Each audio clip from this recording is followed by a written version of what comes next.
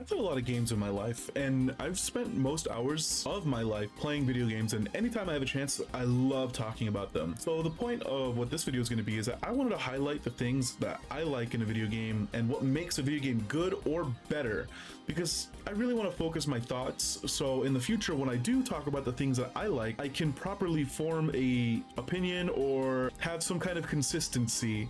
I'll be highlighting what I personally think that makes a video game really good, which is going to be in a list of this, which not in any certain order, of atmosphere, visuals, environment, and then some smaller things like gameplay, voice acting, music, all that. Because I feel like there's a lot of games out there that get really praised because they do have these things down to a T.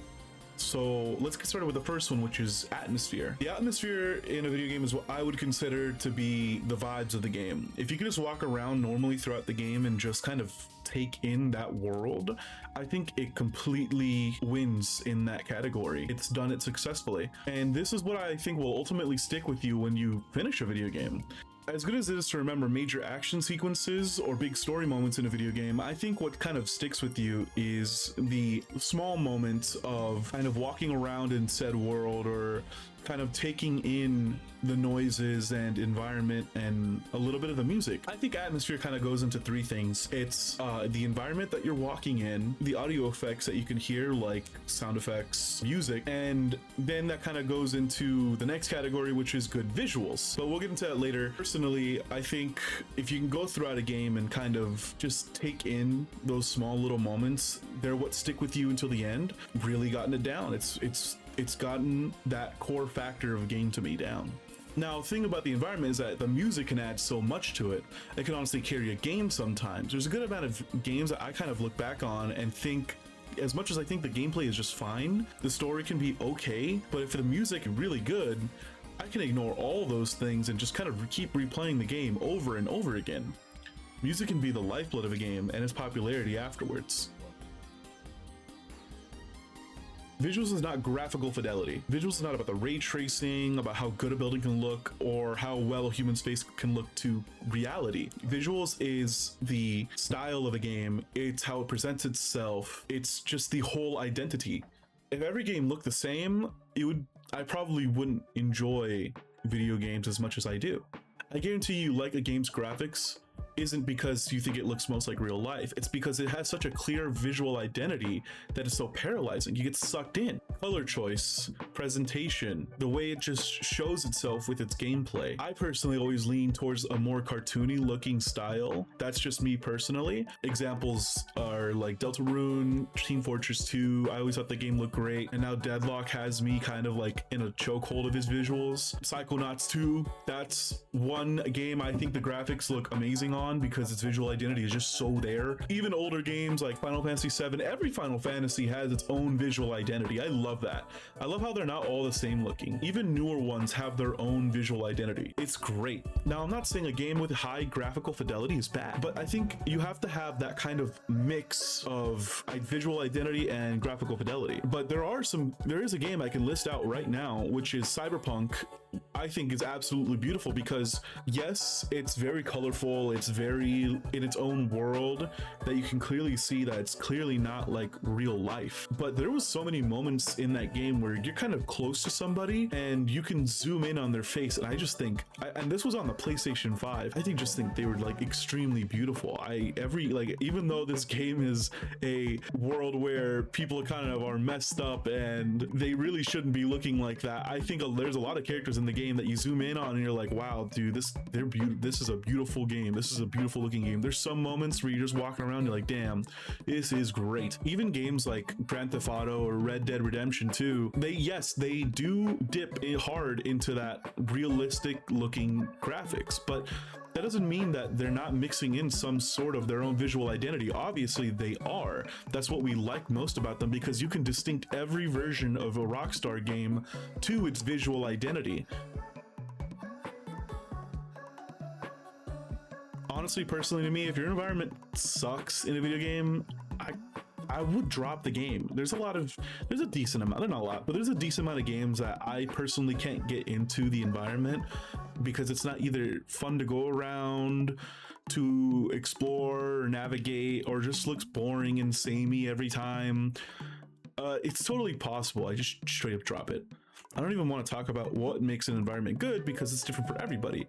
Somebody can find the environment of Portal really boring because it's kind of the same chamber all over again.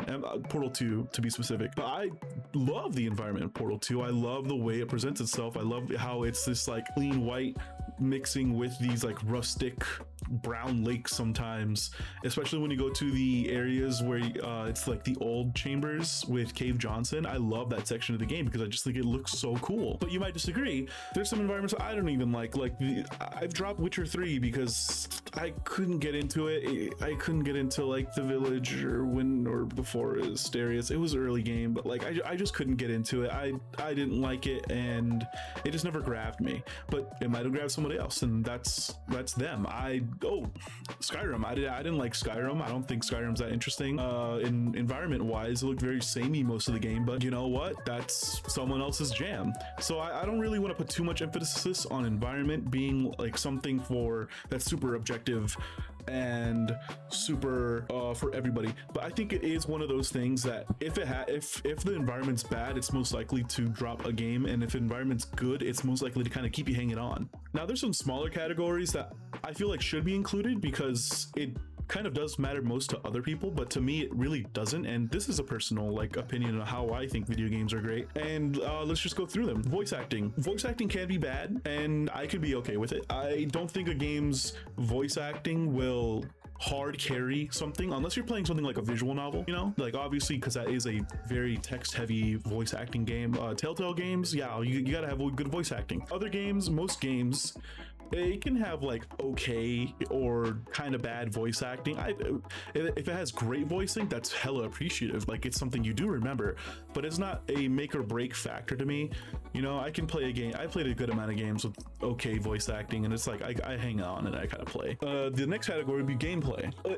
I'm gonna be real. I wanted to make this a major category, but I kind of couldn't fit it in there because I like playing turn-based games, and that automatically excludes me from any kind of gameplay oriented important talk, because as much as I love turn-based, you kind of gotta face the facts. You're just selecting from a bunch of menus. It depends on the game, but like I feel like my standard for gameplay is a little lower than others, where I can excuse bad gameplay and I'll be fine with the game. It really depends. I can't really put a hard category on this, and even then gameplay varies so much from game to game that, you know, I can't just say all or any gameplay can make or break a game, because it could not be for me. It just couldn't be for me. Next category is story. Now I feel like if you have the core things down, like environment, atmosphere, and visuals, you could get away with some shoddy stories or some lame stories. I feel like I've played a lot of games where I've considered the story kind of okay, but I liked everything else about it. Looming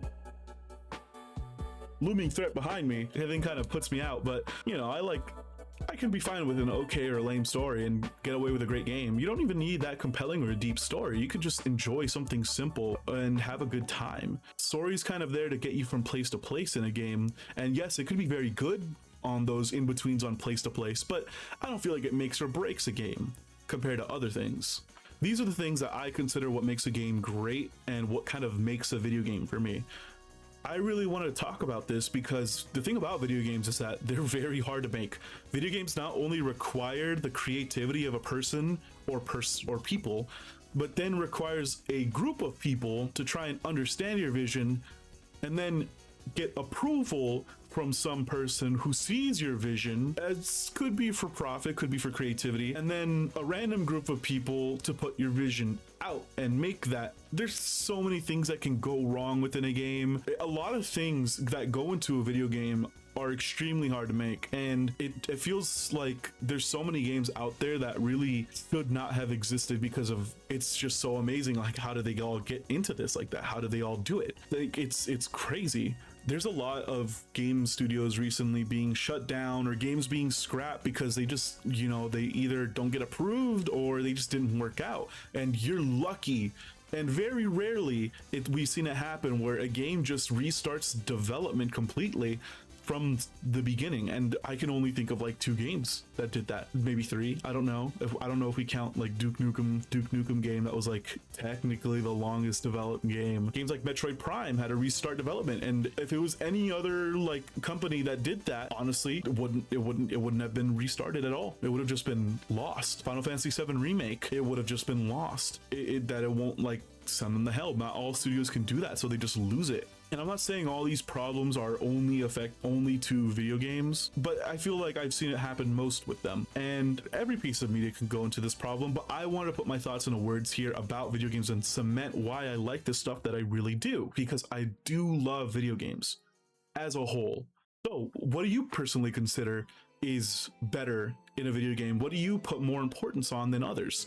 I really do want to hear the thoughts about this and kind of start a discussion. So I hope you're having a good day, and I'll see you on the next one, on the next video.